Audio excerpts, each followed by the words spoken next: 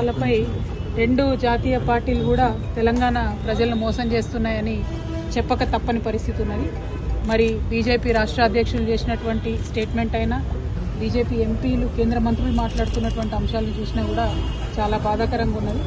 ఇక్కడ బిల్లు 2 అసెంబ్లీలో కౌన్సిల్లో పాస్ చేసి పంపిస్తే రాష్ట్రపతి గారి దగ్గర పెండింగ్ పెట్టుకొని పంపకుండా మేము ఇయ్యము అని చెప్పి దానికి మతపరమైనటువంటి రంగు పులిమేటటువంటి ప్రయత్నం బీజేపీ చేస్తున్నది. దీన్ని నేను తీవ్రంగా ఖండిస్తా ఉన్నాను.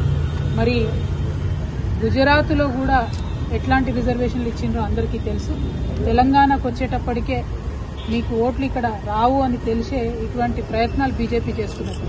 ఉత్తరాది రాష్ట్రాల్లో మాత్రం 50% పైచిలుకు రిజర్వేషన్లు బీజేపీ అమలు చేస్తుంది. కానీ కేవలం తెలంగాణకు వచ్చేటప్పటికి, దక్షిణాది రాష్ట్రాలకు వచ్చేటప్పటికి కోర్టులో ఉంది అది ఇది అని సాకులు చెప్పి బీసీ బిడ్డలను రిజర్వేషన్కి దూరంగా ఉంచడాన్ని నేను చాలా తీవ్రంగా ఖండిస్తా ఉన్నాను.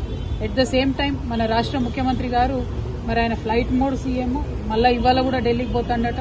50 సార్లు అయిపోయింది, హాఫ్ సెంచరీ కొట్టి ఇన్నిసార్లు ఢిల్లీకి పోయేస్తున్న ముఖ్యమంత్రి గారు ఇప్పటి వరకు కూడా ఒక్కసారి కూడా ప్రధానమంత్రి గారి మీద ఒత్తిడి తీసుకొచ్చేటటువంటి ప్రయత్నం చేయలేదు.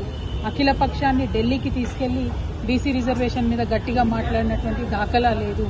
అంతేకాకుండా నిన్న మొన్న కూడా ఆయన ఢిల్లీలో మళ్లీ మాట్లాడింది, ఏంది పార్టీ పరంగా రిజర్వేషన్లు ఇస్తాం, మేము ఇచ్చేటటువంటి పరిస్థితి లేదని. బీసీలు పార్టీ పరంగా రిజర్వేషన్లు కోరుకుంటలేరు. మహిళలు గాని బీసీలు గాని పార్టీ పరంగా రిజర్వేషన్ ఇస్తే అన్యాయం వారికి జరుగుతుందని మాకు తెలుసు. కాబట్టి రిజర్వేషన్లు కోరుకునేది చట్టబద్దంగా, రాజ్యాంగబద్దంగా కోరుకుంటున్నాము. మేము ఇదివరకే డిమాండ్ చేసినట్టు రాష్ట్ర ప్రభుత్వాన్ని మళ్లీ డిమాండ్ చేస్తున్నాం. మీరేదైతే 2018 పంచాయతీరాజ్ చట్టాన్ని సవరించి ఆర్డినెన్స్ తీసుకొస్తామని చెప్పినో తక్షణమే కోర్టులో కేబెట్టేసి ఆర్డినెన్స్ తీసుకురండి, బీసీ బిడ్డలకు న్యాయం చేయండి. మీరు ఇవి తప్పించుకొని తిరుగుదామని చూస్తే, అట్లా లేకుండా ఎన్నికలకు పోదామని చూస్తే తెలంగాణ బీసీ బిడ్డలు మిమ్మల్ని వదిలిపెట్టారని కూడా 2 జాతీయ పార్టీలకు కూడా మేము హెచ్చరిక చేస్తా ఉన్నాం. Thank you. జై తెలంగాణ.